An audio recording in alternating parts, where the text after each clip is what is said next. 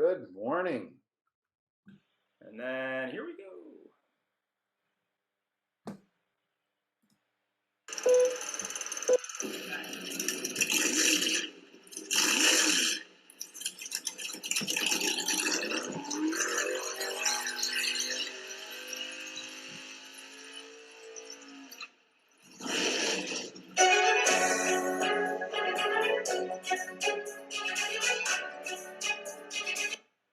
Who said you can't teach an old dog new tricks?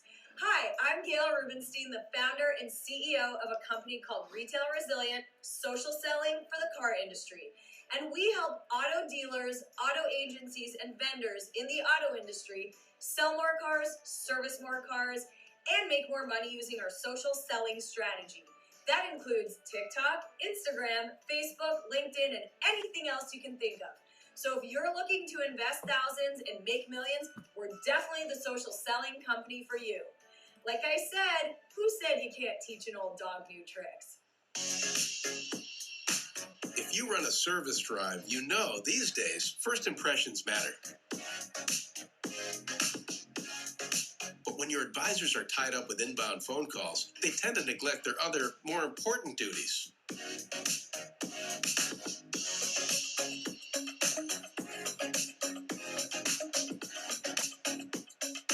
And did you know 75% of all service calls are frequently asked questions and routine requests? Still, the average dealer misses up to 30% of inbound calls, adding up to a ton of missed service opportunity and increased customer churn. 68% of callers actually go elsewhere if they can't get through, which means you could be losing $60,000 to $70,000 every month in service revenue simply from missing calls. So who will pick up? Introducing Brooke. Hi there. Your best service scheduling assistant. Brooke is the first intelligent digital voice assistant to answer, handle, and appoint all of your inbound service calls. Hiring Brooke means absolutely no call goes unanswered, boosting your customer satisfaction and reducing your overhead costs. And talking to Brooke is like talking to a friend, with human-level understanding and a friendly conversational voice. Her conversational intelligence is built on millions of actual service industry conversations, making her the easiest onboard you'll ever have.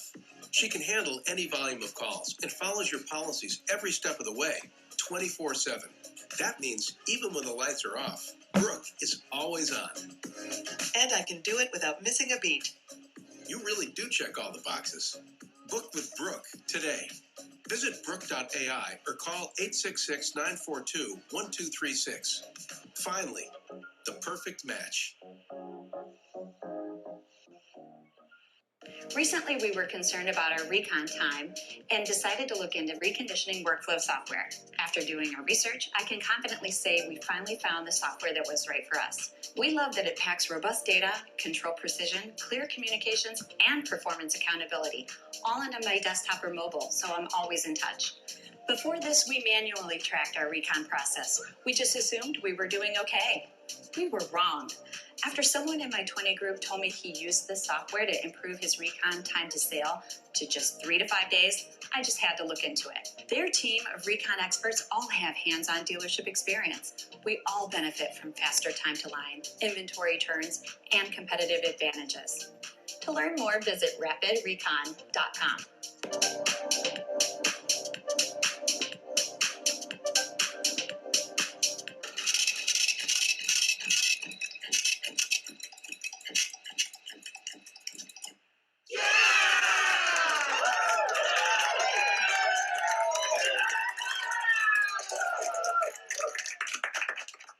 Special thanks to our sponsors. I'm going to go up with the slide deck. Go ahead, Jeff.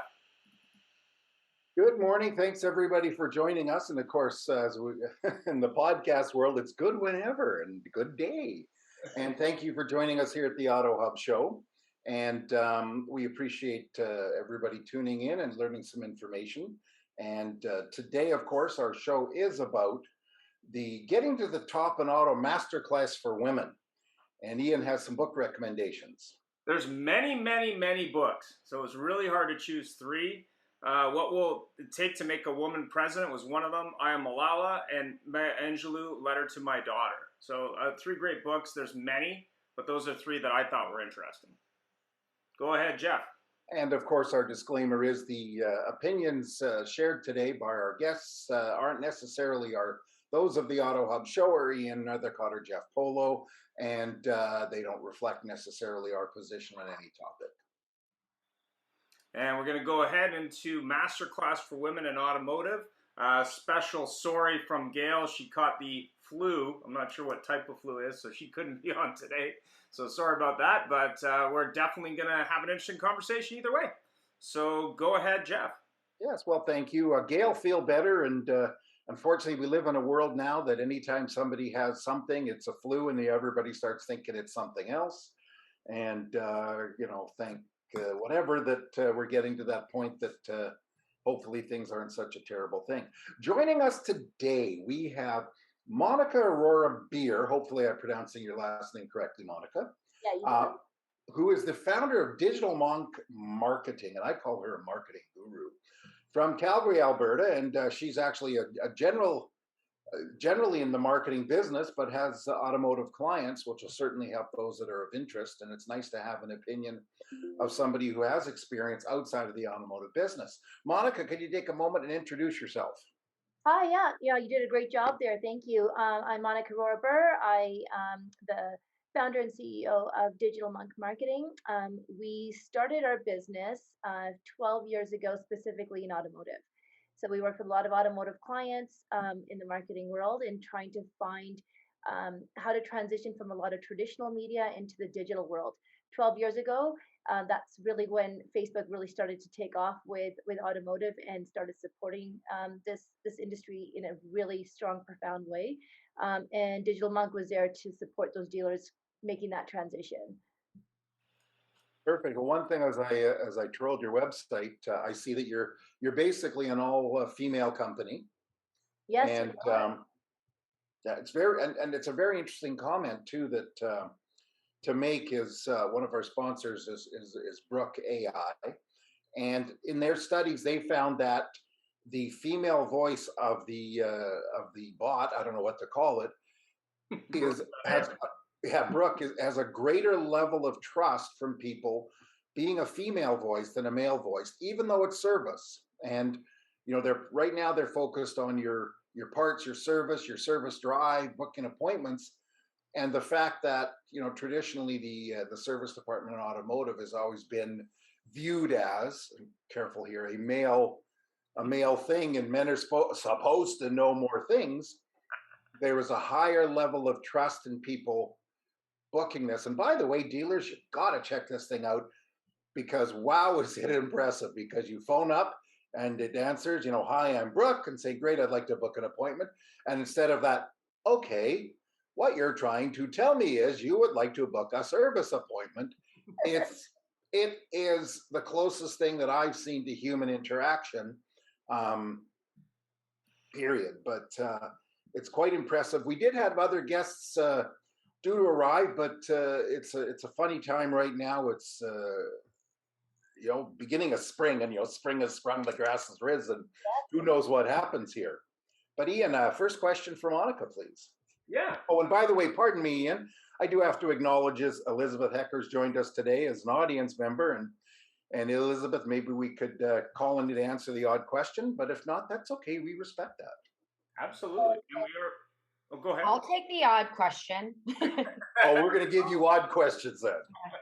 And we are live on Facebook and on LinkedIn, so we may get questions from the studio audience there. We may also get questions from other people as they join. Generally, the show in the morning tends to be a slow burn, and probably slower this week just because of NADA last week, so people are still recovering, just so you know. So anyway, you're an accomplished professional in your field. How did you get there, and what hurdles did you experience as a woman, Monica? Great question. So I sold my first marketing company about 12 years ago, and I went back into radio. I got a job in radio sales through my network, and I thought, you know what, let's try it out. I didn't know what I was going to do at that point, so I took the job in radio, and I had a lot of automotive clients, and so I'd go in there to do their on-air campaigns, and I would start talking about digital because that was where my expertise lied. And so I would help them with their on-air campaign and integrate an online presence as well, like teach them how to use social media, how to use Google, where they should be spending their money on digital, and how that kind of ties back to their traditional marketing strategies that they were implementing. And that's really what they were used to. They were used to the print, they were used to the radio, they were used to the billboards. So digital at that time was still really new. And so as I got to know my clients with their on-air campaigns, integrating it with their digital, I had a few of these dealerships ask me to start helping them with their digital marketing campaigns. And so I only lasted at the radio station for 12 months, and I was consulting again with these dealerships. So I started with about 5 dealerships, really understanding what their unique needs were, and how to brand online, and that's really where it started. And then we grew our team out with 11 other of us helping dealerships with their online strategies. So, and I guess coming back to the question is, what was my hurdle? In that particular situation, there wasn't a hurdle. There was no entry. There was no barrier to entry. It was, they know they had a gap and they had found someone to fill that gap. The hurdles started coming in later. Fantastic. What? Yeah. Sorry, you mentioned hurdles coming in later. What hurdles did you come into later? Well, great question.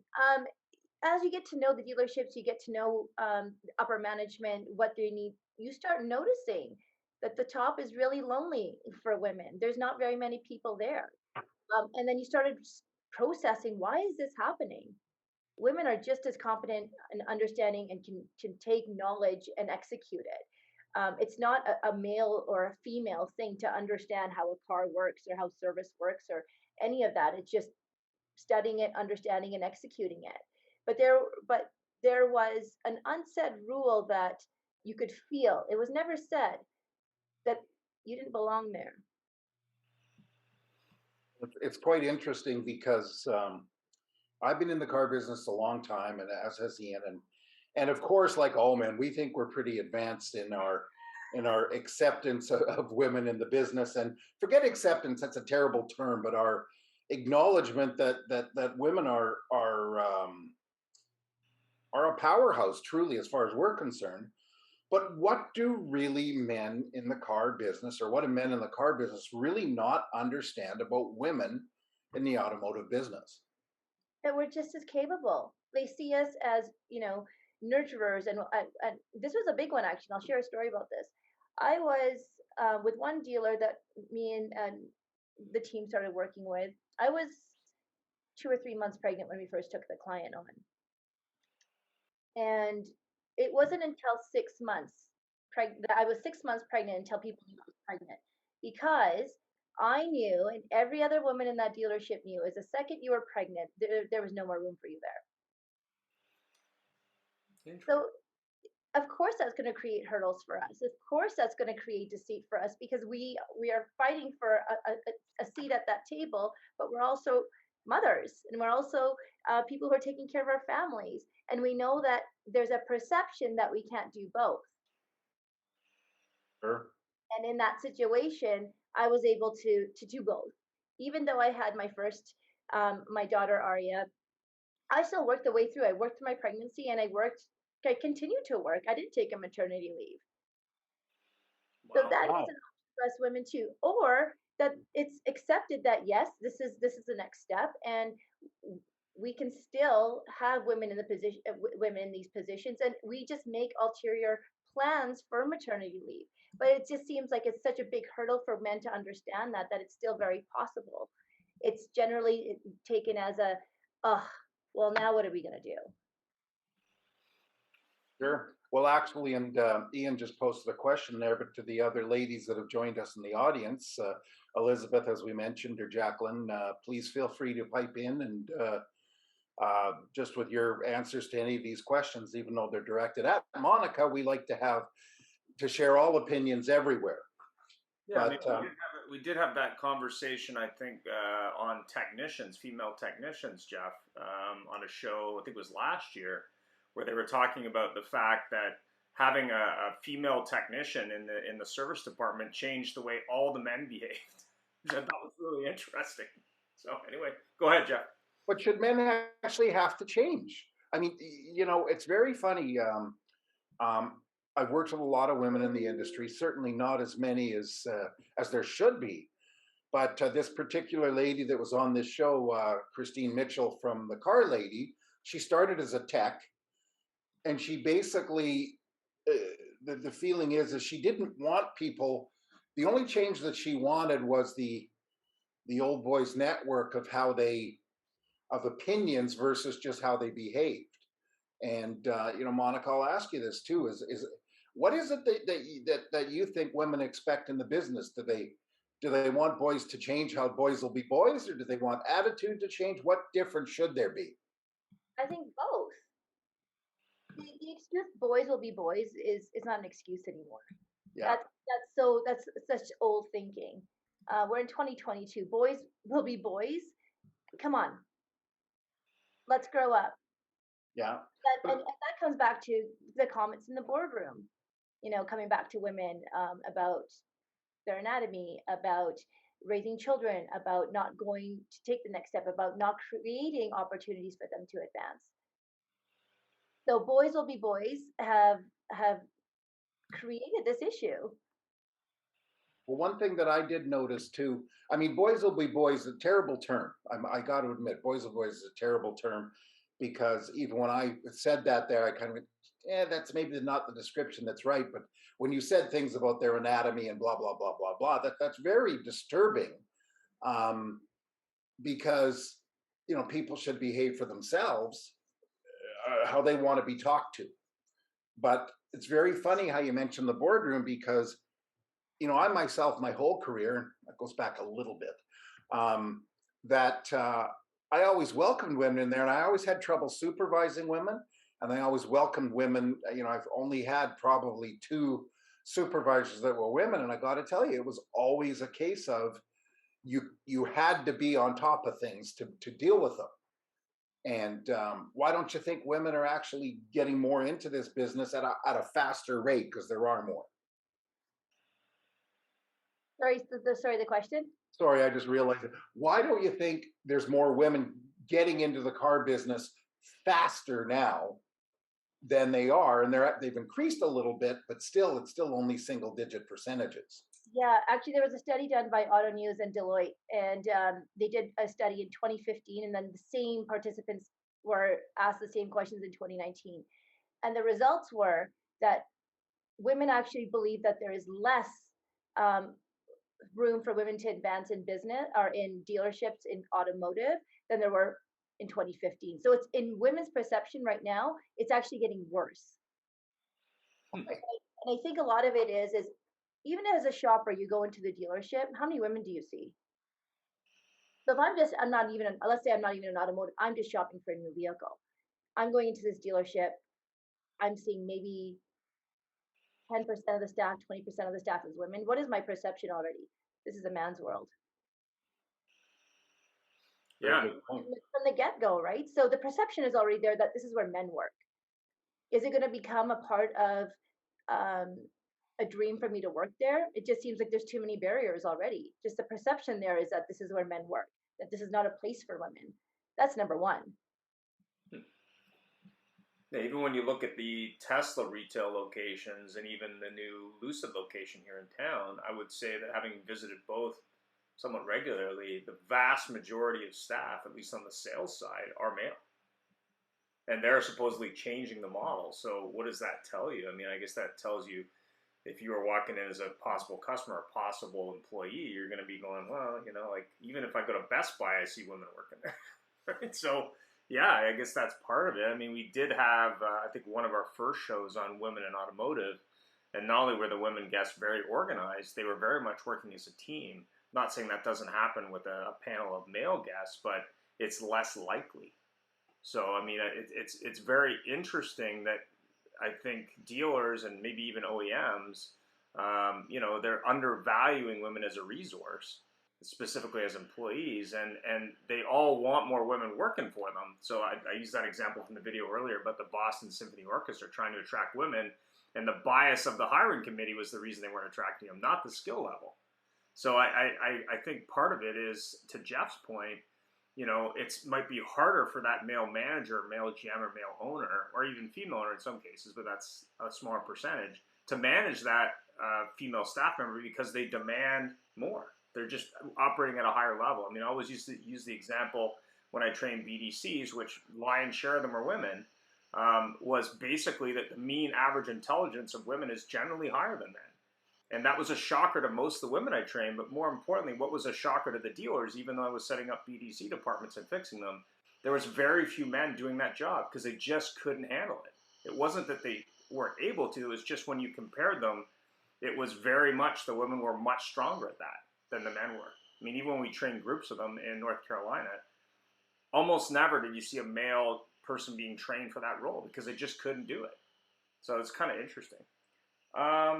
But what advice can you give to women starting out in automotive, Monica?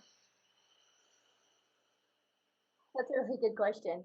I think you just have to ask. I think if automotive is where you want to be, you just have to ask. You have to ask how you get your space at that table. Having those conversations, because I think a lot of times what happens is that because we don't see women in upper management, we believe that it's just not possible.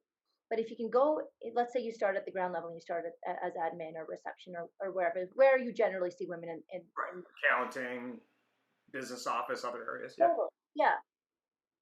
Have a conversation with the dealer principal, the GM.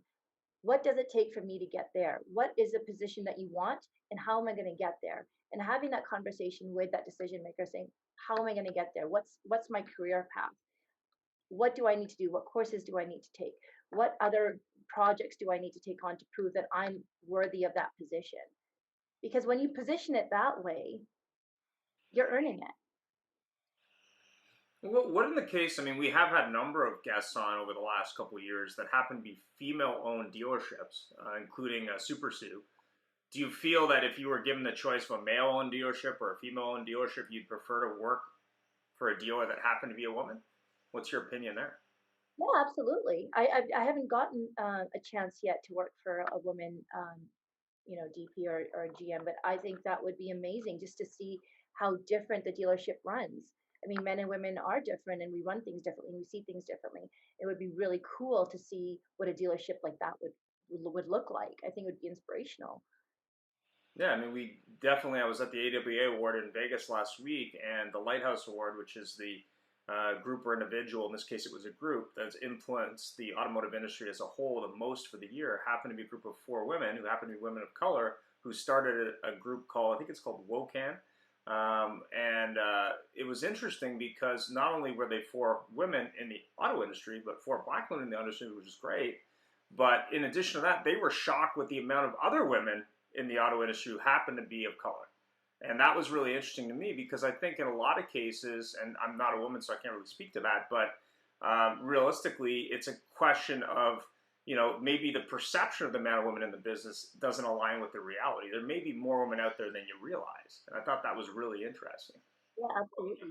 You just don't see it as often, so you assume that it's, the whole country is like that all dealerships are like that. But you're right, there are dealerships that are owned by and run by women. It's just not as common.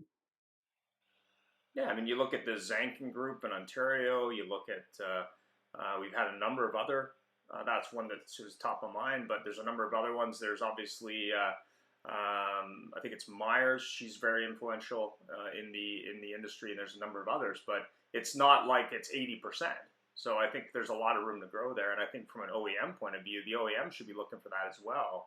I mean, we've had someone on from CDK whose job is to be representing minority dealers, but I think from an OEM point of view, they should be looking to grow that base because, over 50% of the customers happen to be women. And even if they're not buying a car for themselves, they're definitely part of that decision. So, really clearly to have a female-led organization will grow that market share, especially when you look at changing demographics. Realistically, they're part of the decision. I mean, I always used to laugh when I was talking to salespeople and training them and I'd hear this from female and male customers, where there'd be a couple at the table and the male salesperson would be focused on the man, even if it was a car for the woman in that relationship, or just they were helping them out. right? Or helping her out or whatever it might be. I thought that was very interesting that there was no focus on talking to a couple. It was talking to one person. And I'll have another example, which was quite interesting. Business manager, she had a little screen on her desk. And the purpose of the screen was to distract the husband so she could sell to the wife, which I thought was really, really interesting. And she found that no matter what she put on the screen, the man in the office would pay attention to the screen, not her, which I thought was kind of interesting. But go ahead, Jeff. Well, it's because men are basic. Monica, you were saying something there? I was gonna say, I totally agree with you. I mean, even personally, when my husband and I go to purchase something, they're always talking to the man. It drives me crazy to the point where I left sales deals and said, I'm not buying from you for this specific reason. I've actually done that. And in a lot of cases, this happens not just in automotive. This happens everywhere because we still assume that the man is the breadwinner and that he holds the money and he's the keeper of that money and that he's the final decision maker. What all of these studies have come out over the years, that 85% of every purchase that is made is influenced by the woman in the home. But we fail every time to take that into consideration when we are selling in any industry. Oh yeah, I remember, what was it, years ago? I was a nice young lady and her son was at the dealership, and they left the dealership because I guess the mother had went to the washroom, and the salesman at the other dealership had asked the son, who was probably 12, can your mother make this decision without her husband being here? And then the kid's like, yeah, absolutely. And then what happened was the salesman, even though he talked to the son, asked that question to the nice young lady. Unfortunately, her husband had died, I don't know, 90 days before that, tragically. So it's like, what are you doing? It's very interesting that the view there was so ingrained. Yeah, absolutely. And I think um, that's why it's so important for automotive to make sure that they do have that female representation on the sales floor to speak to those other women. Time and time again, when I've seen women on the sales floor, the sales manager has commented on how well they perform. Because you're right, you mentioned that about that Brooke and how it's a woman's voice. There is a sense of security when you're buying from a woman. You do feel that they're being more honest with you for whatever reason it is. There's probably tons of psychology behind exactly why that is, but we know this, we understand this, but we're not changing or being more flexible in the workplace to attract more women to take those positions. They can excel in it. They do excel in it. They're more than capable of excelling, but we just haven't fostered an environment on the sales floor for women to feel comfortable to apply for those positions. Yeah, I use the example in Nordstrom's. I mean, my wife is a pretty demanding consumer and resistant to buy things. In a lot of cases, that's just her personality. We happened to be in Nordstrom's in Seattle, and two female sales reps at the same floor. She was looking to buy a jacket. I think it was I don't know, rain jacket or something. But it was clear that they were both very focused on selling something, but more importantly, the difference when I compared them to, male salesperson that I've had experience with buying men's clothes, they were both operating at a very high level and a much higher level even when they were competitive. One was a much higher level than the other one because she was focused on solutions. She was like, listen, you're comparing this jacket and this jacket, why don't I help you buy this? But more importantly, they didn't even have it in stock. She was that forward thinking to say, listen, I'll do the transaction here. You can go pick it up at this location. And this was even pre-COVID. So it's a testament to not only that retailer, but the fact that they had trained this person properly, but more importantly, that they were excelling with the training. So to me, I think the biggest challenge today for most car dealers is that it's about customers and about experience and about training. It's not about gender per se only, but you're fighting for the same customer today more than ever. And as a dealer or as an OEM or even as a retailer, you got to look at it and say, okay, who's the best person for that job, right? Not what's the best gender for that role. And I think historically in the car business, we've seen women in BDCs and accounting and reception and in business offices more than anything. We haven't seen them as often on the sales floor and management. And I think that's a mistake. I think you got to be representative, at least representative of the population. And, some political leaders have, I guess, looked at that. But realistically, to the video earlier, you should have a representation in your staff of the population because that's a representation of the people coming into your store. it's going to make people feel more comfortable in an industry where, unfortunately, we've done some things wrong over the last 100 years, which have solidified a negative, in some cases, perception. We need to change that, and we need to change that by thinking about things differently. Go ahead, Jeff. You know, so we've had this conversation, we're going on, and the industry is very much about, oh, women. Look at all the women that are succeeding in this business. We've got women dealer principals and women presidents of corporations, of OEMs, etc. However, Monica, you hit the nail on the head. You get onto the floor, you walk into a dealership, and predominantly the women you see are in reception roles. It's mostly men there. And in the F&I, it's still a high percentage of women, just because traditionally they've been more successful at that. But what is holding women back from moving into these positions? I've always felt the safest position in a dealership for somebody good is sales. Everybody's dying for good salespeople. But what's holding women back from doing that? Because I always noticed very few women applying for the role. Didn't matter if it was 20 years ago, 5 years ago, 10 years ago. What is that? Let's talk about the marketing of it. How are dealerships marketing these positions specifically to get women candidates? Is that happening? I don't think so. I don't think that they keep that in mind when they're putting these job postings out. How do you make this appealing for women? Women and men obviously are very different, and what we want in a job is different. And so the perception right now, back to the study that I was referring to before with Automotive News and Deloitte, is that the perception is that women perceive that dealerships don't have a good work environment. It's unappealing. The other parts of it is that there's a lack of work-life balance. Women are, full-time is 40 hours a week, and in dealerships, the perception is that they're working 10 to 12 hours a day. And just back to the TED Talk that we watched earlier in this show, was that a lot of women are wearing two hats in their household. They're also taking care of the household after, and they don't want to be working 12 hours a week. So the perception is there that the work-life balance is not available at the automotive level. But we're seeing that. I agree with that. I lived through it. I exited the dealership life because the dealership is your life. But we're seeing that new generations, male and female, apparently don't want that. Yeah, I agree. And you're right. You're absolutely right. Male and female don't want that. They are looking at this newer generation is definitely looking for more a work-life balance. They want to enjoy their family. They want to enjoy their extracurricular activities, and they don't want their majority of their life to be dominated at what they are called for at the dealership or at any job, really. I think also women, when they look at automotive, they see a lack of opportunities to advance, to move up. And so, maybe I'll start as a receptionist and maybe I'll work my way up into F&I, but they don't see a clear path of how that was going to happen.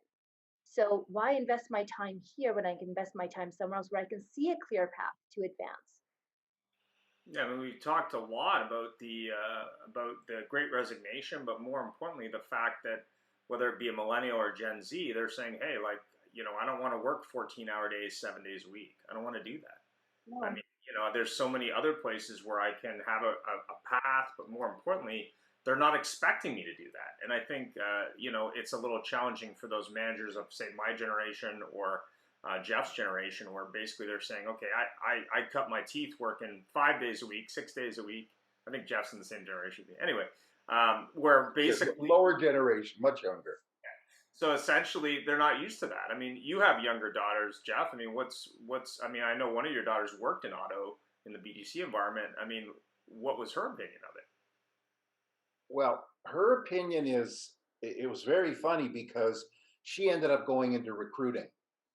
And in the private sector, recruiting is worse than the automotive, because literally you got people that start at 7 in the morning in their jobs, and you have to interview them earlier and later and everything. However, she left the private sector, went into the public sector, and now because it's hard to hire people, she's putting in the long hours.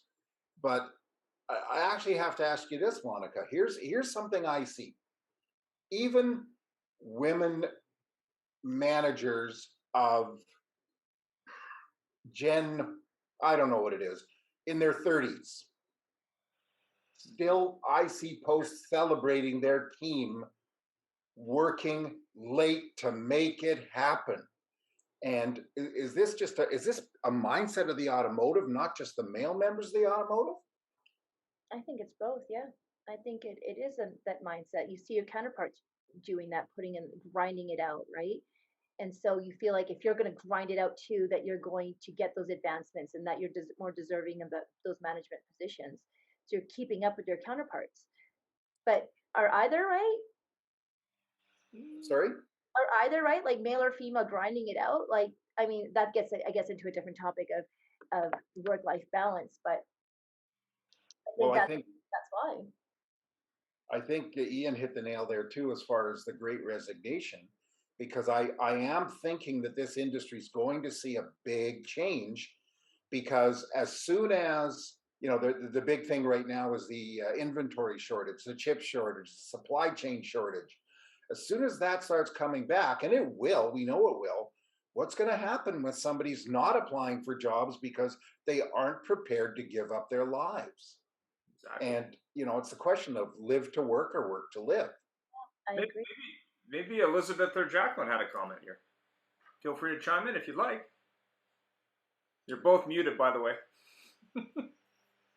I had a quick statement. I think, we're talking about the workplace a lot too. And I think some of the old boys club behavior still exists at home, and women are staying out of automotive or men's jobs because they don't have the support they need at home. Working in a dealership means that you're not home on nights, you're not home at weekends. And if you have kids, who's taking care of your kids at nights and weekends? So it also comes down to having a supportive family or partner or support system at home to make it possible to be successful in the workplace. So do you feel that the dealership should be providing support there? No, I mean, like the reason some women are not getting into some of these roles is because they're scared of what they're going to leave at home. They don't have maybe a partner that supports that new mindset that we're seeing out there. Where they can go and be home at a dealership working on the weekend or nights, knowing that their family's taken care of, their house is running smoothly, that type of thing. So, as men, men have to lean in at home too, not just at the office to push women forward. Hasn't that also been the case for many women that are, I'm very careful because I don't want to come across wrong, but you've got women that are either single parents or main caretaker parent, and they work in jobs other than a 9-to-5 job. Isn't that the same hurdle, Elizabeth? Yeah, absolutely. I mean, but you're specifically like I've worked jobs where I've had off hours, and it's, without that support at home, it makes it a little more complicated. I think that goes back also to offering flexibility again to the TED Talk video that we saw, is offering that flexibility. And I think that's going to it's not going to be a nice to have, it's going to have to be a must have with a lot of, even automotive, any kind of industry, to offer their employees, is that there has to be that sense of flexibility so you can maintain that work-life balance, and that also allows women to advance in different ways that maybe they weren't allowed to before because the flexibility wasn't there. So from an employer point of view, would you have some words of wisdom for them to not only attract female employees, but to retain them? I mean, obviously it's a different conversation, different motivation in some cases, but I think part of it is they just don't understand how to approach or how to maintain those employees. What's your thoughts there? Elizabeth, did you want to take that, or did you?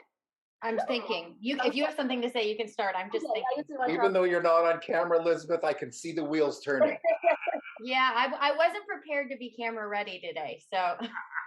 That's okay. Well, that's the beauty of being a bald man. You're always camera ready. You can't have that always. I think it's really understanding.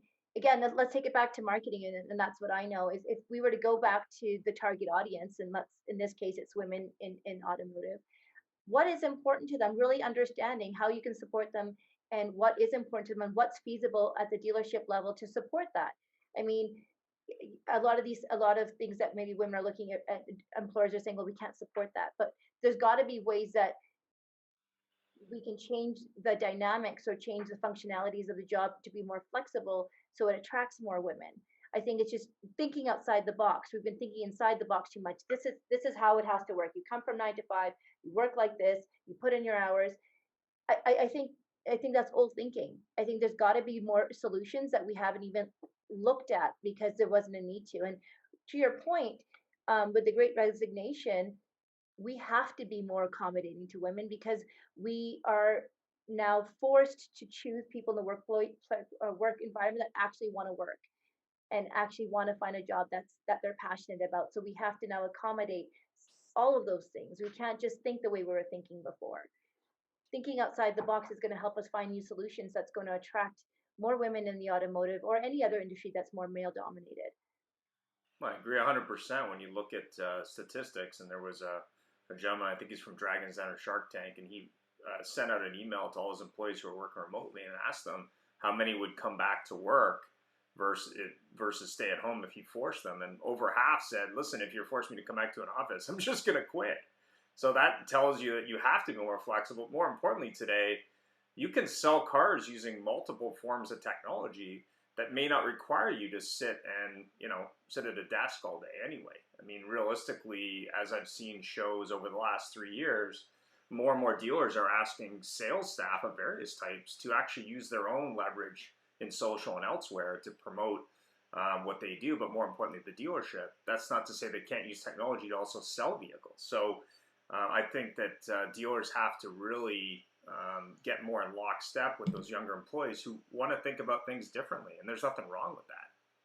That's evolution. That's the direction we have to go if we want to resolve this issue.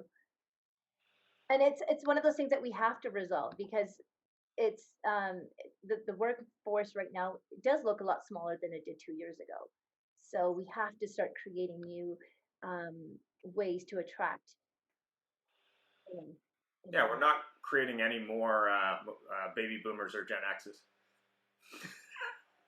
Well, you know what though, Monica, I got a takeaway from this.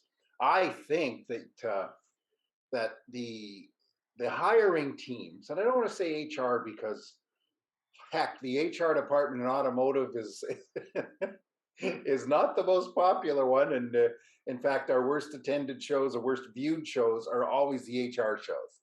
It's like, I commented to another one that the one group I worked for, the HR department was the CFO. And then they hired an HR department because the son of the owner got involved and he wanted to get rid of a bunch of people. But one thing that my takeaway here is the hiring manager should get the marketing people involved. Mm-hmm. I agree. Absolutely. Because I always had such few women apply to the to ads or anything, and even people that recruiters have very few women that apply for traditional automotive positions. So, by the way, if you aren't doing it now and you start to do that, I want a percentage. But it is actually looking at the problem strategically, right? What do women want? What do they want that is not allowing them to participate or to apply for these positions right now? And it goes a lot deeper than we think. We just haven't done enough studies on it to understand and start. Yeah. We just have to, just to your point, act like this is a marketing campaign. Well, when you look at retail in general, and I'm not trying to compare traditional retail to automotive, but when you look at, say, a normal retail mall setting, I know this is a little dated, you definitely see a much more gender diverse audience than you do at a car dealership. And it was funny because on the weekend I was at a mall in Richmond near where I live, and one of the local Mazda store now has a retail location in the mall, which I hadn't seen before. And what was interesting was in that location, there were, I think, 3 salespeople, and they had a couple, it was basically a mini dealership kind of model. There were more women working in that location than probably in their store in the auto mall. And I think the reason is it was a more comfortable location for those people. They were saying, hey, like I'm already familiar with the mall. I'm familiar with the customers. It's less of a pressure environment. It's not a traditional dealership. And I thought it was really interesting just because, you know, they're hitting people with a vehicle, which traditionally Tesla has done that model before, but not traditional for an automotive dealership. I think the only other one I've seen do that lately has been Polestar. And of course, Lucid's doing that as well. But the thing that was very interesting to me was, and I did talk to a female salesperson at the location, there was a much lower pressure environment from my perception, I was there with my wife, than in a traditional car dealership, because it wasn't a traditional lot. It wasn't, you know, it was, so part of it, I think, is that perception of pressure from the customers that came in. I know when I started in the car business over 20 years ago, I used to get some very weird reactions from people when I first started, which shocked me because there was a lot of pent up anger from some customers. And I was like, I'm just sitting here, like, I'm not doing anything. Like, I'm trying to show you vehicles. But there was a lot of anger from some customers, and that kind of surprised me. So maybe that's part of it too. But when you look at recruiting, and I see recruiting ads all the time on LinkedIn from different dealers all over North America and even globally, I would say that the vast majority of ads I see are posted by either the marketing department, be it Centez or other groups, or possibly by a manager, but there isn't really a consistent, like, we're looking for people, but it isn't sort of marketed as we're looking for the best people of various types. Here's some of our employees. It's more like, here's a job ad. And I think there's a definite opportunity to say, listen, not only are we looking for people, here's some of our employees. Like, here's a picture of the diversity of our group versus, you know, the posts that you see around International Day of the Woman. It's like, here's our 10 female employees that we're focusing on once a year. Like, what happens the rest of the year, right? That's when all the women employees got showcased. Yeah, once a year. Once a year. But even the marketing people that are posting those, Ian, you made a point that they're not focusing on posting an ad, a marketing ad for people. They're posting a job ad, and because the company says marketing's got to post ads. Well, yeah, I mean, you look at it and say, okay, I'm looking for employees. I happen to be a car dealership. There's other car dealerships looking for employees, and there's other employers. LinkedIn is probably one of the biggest sources for hiring out there in terms of social media. You should have a consistent effort as to not only we're looking for people, but here's the diversity of our group. Here's our corporate culture. I mean, there's lots of ads about toxicity and environments and bad work environments and what to do in a resume and whatever. But you don't see a lot like, okay, here's why you should work here, and here's why we're different than everyone else, and here's how we're all in. Like, here's why we're this way. Like, let's do some stories about sort of what we're looking for, but more importantly, why we're changing things. I think car dealers have a huge opportunity to attract talent, but they have to fight for it with everybody else, right? So they really have to focus on, okay, I want technicians. We've heard that on the show before. I want great female talent. I want great talent in general. I need employees. I can't find them. Well, part of it is the story you're telling about how you hire people and how you support your people. To your point, Monica, earlier, wouldn't it be great if they said, hey, you know, we're supportive of young mothers. We're supportive of single parents. This is what we're willing to do for them. Yeah, but the question is, are they? Yeah. Do they live their thing after the fact? But you got to start by having a plan and executing, right? And I think a lot of it is just, oh, we need staff. Let's panic and put posts up. Hope they apply. Monica, your thoughts? Need a strategy to attract women, and it's something that you have to live by, and your philosophy at the dealership level, the ground level, has to change for all of this to actually play out and to continue. Because it's a great thing. Oh, we need employees. You know what? It'd be great to have a woman on the sales floor. I've seen it at our, you know, at the other dealership across the street, and I heard she does great. We need another woman. Your intentions aren't right there, because you're looking at, you're not trying to create a culture of women and men working together in the auto dealership. You're trying to see a benefit of, hey, I heard that she does really well and she brings in a lot of sales. So the intention isn't one to grow women in the dealership. It is, hey, I want to make more money, and I heard women can do it for me. Yeah, I love it. That's so bang on. It's ridiculous. Yeah, it's the intention is not there. Someone coming in and being like, listen, this is a problem in automotive. There are not enough women representing upper management. This is how we're going to conquer it and continue to conquer it for the next 10 to 15 years. Because according to this study, we're going backwards. Well, yeah. We're going backwards. I mean, I had a friend who worked at a BMW store locally. She now works at Tiffany's. Why? It's a better work environment. had nothing to do with the car business. She just like, given the choice, this is a better work environment. She could sell cars fine, but why? Which is a better opportunity. So yeah, to your point, it can't be piecemeal support. It can't be like, not genuine. You actually have to be all in. I mean, we heard numbers, I think, Jeff, 90% attrition for female employees in cars, which was higher than the men in turnover. I was like, wow, that's a crazy number. This is something weird. You mentioned earlier, and Monica, tell me your opinion. Why is it that Lucid and Tesla, who are modeling themselves as like an Apple store for automotive, located in malls or near malls or something, why do they have such a poor level of female sales employees? I think it's still the mentality. I think it's one of those things that you say, we want more women, but then there's no action taken to support that statement. I But think they don't even hire automotive people. I know people, super duper people. I know women in automotive that have applied to those companies, not just necessarily those two, but Polestar, etc. And they aren't even getting interviews. yeah, I mean, I think it's one thing to say one thing. We want one more women. We want a more diversified staff, but then there has to be a plan. There has to be a philosophy. There has to be so much more. It's not just about making a statement. We need more women. It's like, what is your plan to do that? What is your plan to continue to do that after you've hired your first 10 women, right? Like it almost becomes one of those things that's in fashion. Okay, cool. We're diverse. We give women equal opportunities here, but do you? Maybe for one position you did. How do you continue to create that philosophy in people's minds moving forward? It's not just a phase. It's not just a fad. It's not just something that's cool to do and makes you seem woke. I think that's the problem, is that the intention isn't strong enough to continue to create a long-term strategy. That's what I think the problem is, really. You mentioned something there, and we're running out of time, but woke implies to me, and not being an old fart, No, woke implies to me that you can go back to sleep. It's well, you're right, and that's what's happening. yeah, it's okay, we're woke, we did it, now we go, And now I'm over it.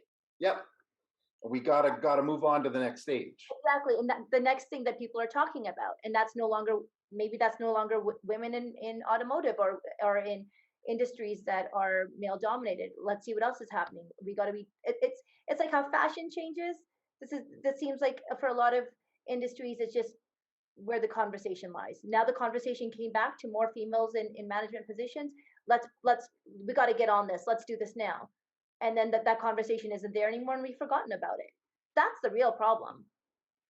Yeah, no staying power, right? No ability to really build a long-term strategy. It's like we're thinking in very small segments, and we're making changes. And to use Tesla as an example, I mean they've had more than a few lawsuits over all kinds of issues with employees, but a lot of it seems to come back to the same theme, which is that the managers aren't managing the interactions between employees properly. And it may be gender, it may be race and gender, it could be a lot of different things, but more importantly, it sounds like there's a challenge from upper management down. But it looks like we're out of time, so any final thoughts? I think this is this is a great topic, and I think it's, the more we talk about it, the more we remind people that it's something that's consistently needs to be taken care of. It's not like now it's International Women's Day. Let's talk about how women are in management positions and how women are underrepresented in certain industries. It's something that's been ongoing for hundreds of years. Let's continue to find a solution instead of just talking about it once a year in March. Yeah, I agree 100%. And it's kind of like all the focus on, I guess, Black History Month. It's like 1 month a year. Let's talk about it for a month, right? Yeah, and let's forget about it and not make changes and not continue through with those strategies. So I think that's where the problem lies, and I think that's where we have to really go back and say, if this is a problem we want to create a solution for, it's a long-term solution that's going to take time to actually stay with us. That's actually going to take time to resolve. I mean, it's actually crazy that we're in 2022 and we're still talking about women being underrepresented in certain industries. It's crazy that this is still a conversation, to be honest. It's actually a shame that we're in 2022 and it's a big deal to say women in automotive. Like, and I mean, as I say, I will only cop to 25 years in this business, but it's been a lot more. And this has been going on since I was there in the good old boy days. Well, not that far back, but I was there at the tail end of people having bottles in their drawers and stuff like that. And I was at groups with one of the first dealer principals that were female, and it was like, oh, this is going to change everything. It's still the same. Yeah, I mean, remember when we did the first Women in Automotive show now almost 3 years ago, and people were like, oh, you shouldn't do that topic. It's a bad topic. I was like, what do you mean it's a bad topic? What are you talking about? Why was it considered a bad topic? I'm so curious. I don't know. I had multiple people tell me that. Like, we're doing it anyway, but I'm just curious as to why. And then as we started to do more shows, but more importantly, to Jeff's point, human resources shows, and we started to hear some metrics from some of our guests in human resources, Sandy and others, we were just like shocked with the amount of attrition for women who are brave enough to apply that just couldn't survive because it was such a negative environment for them. So to us, that just made us even more want to sell the human resources show, but more importantly, to talk about the topic that really nobody wanted to talk about, which is we have a problem, we need to find solutions, but more importantly, we need to have discussions. I don't know everything there is to know about this topic. I have no idea, but I'm always open to learning. And I think part of the challenge is some dealers just aren't. They're like, yeah, we just want it to go back to where it was in 1975. Like, it's just easier that way because you're comfortable with what you know, right? And that's what you've seen, and that's what you're comfortable, and that's how you're comfortable growing your teams. And so you continue doing that, and it continues to go for generation and generations. And the other interesting point, I'll wrap it up here, is that a lot of dealerships are generationally owned. So it's the father now gives it to his son, and his son gives it to his son. And guess what? Those same philosophies are being passed down over and over and over again. Nothing's changing. Yeah, it's true. I mean, when you look at the generational, with the exception of real estate moguls, Jeff and I've had many conversations about this. We were talking about PhD, Papa Has Dealership, and the fact that, there's not a lot of new in the car business. I mean, I was at NADA, and one of the biggest boosts of the show was Techion, which is changing an industry part of the car business that's been the same probably for 100 years. Even in that case, I think the pace of change is going to be slow. And the reality is there's just very few companies making big changes. And I think that's unfortunate because the industry needs it. And I think if you had a lot more female trailblazers in the industry leading dealerships, or even males who want to do that, who want to lead that way or want to bring in that talent, I think it's a missed opportunity. I mean, I don't think it's about gender alone. It's about you want the best talent, and you want that talent to be representative, and maybe even more than representative. I mean, I look at Justin Trudeau with 50% cabinet being women. Why 50%? Why not just pick the best people? If it happens to be 80% women, that's fine. Totally. Yeah, and why do you have to have that caveat there? Right? Like, why are we counting that? Yeah. One step, one thing we haven't chatted about is taking it one step back. Women in automotive have to start with education in automotive. What is the educational system doing to fill in those positions? How are they attracting females to come into those programs? Well, it was interesting that not to go back to the video at the beginning of the show, but one of the studies that they did was they brought new parents into a maternity ward, and they were asked to pick up children of various genders, and then they monitored how they talked to these new infants. And what was interesting was how they talked to female infants versus male infants, like how they spoke to them, how they held the kids. And I think it all starts there. It's part of it is our perception of how we raise children from a very young age. And that has to change as well. It was a very interesting study because it was very counterintuitive, but a lot of it is ingrained in culture and in learning and in education. And you can see that with, the amount of women enrolled in engineering, for example, or even in the program I did. I mean, I think it was the first year in the history of the MBA program I was in that there was more women than men in the program. And that program has been around for over 10 years in that form. But, realistically, that's part of it too, is what are we teaching young men and women how to interact and how to, what's possible, what isn't possible. So a lot of it, I think, goes back to that. You're so right. Like, what do we buy a toddler who's, a male toddler? Yeah. Here's a car, here's a truck, here's construction trucks. What do we buy a girl? We buy her Barbies. So like, going down right back to the basics, what are we teaching our children? And we had a comment. My wife agrees with you. We must be flexible on schedule and remote. Thanks for that comment, Steve, from LinkedIn. Have yourself a great week. Thanks for watching. Really appreciate it. And of course, as always, if you need the link to the preview video that I can't premiere on LinkedIn or Facebook, just send an email to ianandjeff@autohubshow.com. And a special thanks to Monica, Trooper, and Jacqueline. And of course, we also had Elizabeth on the show. Any final thoughts, Jacqueline, as we close? Yeah, I mean, there's tons of takeaways, and a lot of it comes down to the marketing. And something I thought about as well is if we're truly wanting the best of the best, and you're leading with automotive experience or sales experience, it's not what you're going to get. We need to look at skills, and you're not going to find a better project manager, problem solver, crisis management, time management than a mother. You're right, absolutely. You mean And also a better manager, because all salespeople are little kids. Exactly. But I think it comes down to as well is marketing to women. It's not going to hurt anyone. I think it's marketing to human beings, and especially with Gen Z coming up, it's a lot of what they want as well. And it's just that flexibility and looking at skills rather than past experience. And yeah, it's kind of what everyone's looking for. Appreciate that. Any final thoughts, Jeff? I'm good. Thank you so much, Monica, for the input. I learned a heck of a lot. Thanks for joining us, Jacqueline. And I enjoyed it immensely. It was a tremendous input and just deep knowledge. Thank you so much. Thank you. It's like Pandora's box. You can go deeper and deeper and deeper. Oh There's gosh, much more to it, right? really deep. I think we need to have a show. We need to have a show. Why do men in autos suck so much, eh? Good. Absolutely. All right. Thank you. Thank you. Bye-bye.